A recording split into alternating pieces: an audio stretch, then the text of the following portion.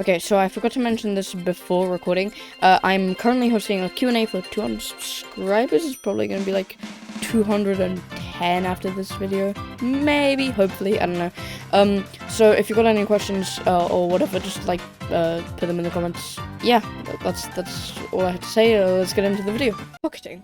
What is pocketing?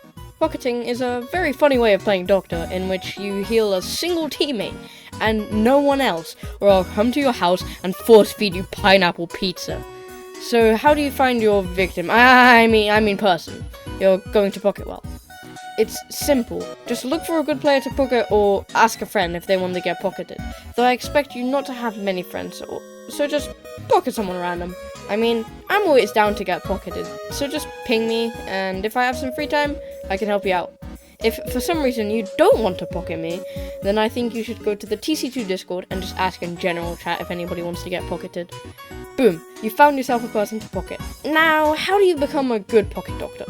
You should probably change your primary to something like the Mercy Kill or Overdrive for extra movement, so you can keep up and run faster.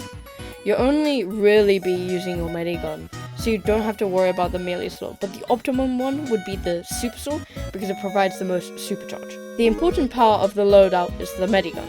Depending on the skill level of the person you'll be pocketing, you'll either want to go with a stock, crit screed, or maybe even the Blood Doctor. Okay, so which Medigun should you pick? Well, as I said, it has all to do with their skill level. If they are average or worse, you'll want to use stock. This will literally make them invincible on supercharge and provide a heck of a lot of health. But if they're good, you'll want to use the crit screed, because instead of making you immune to damage, it makes you deal 3 times the damage you would normally deal on supercharge.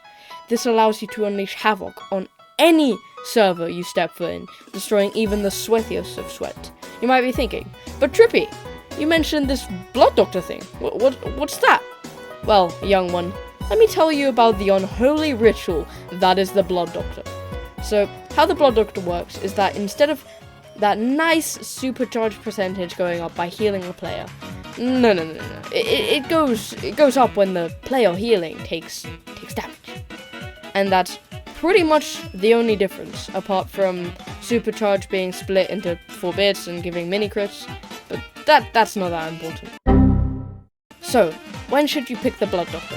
You should pick the Blood Doctor when you're healing a brute or a trooper, because they tank the most damage, so you'll basically always have a supercharge.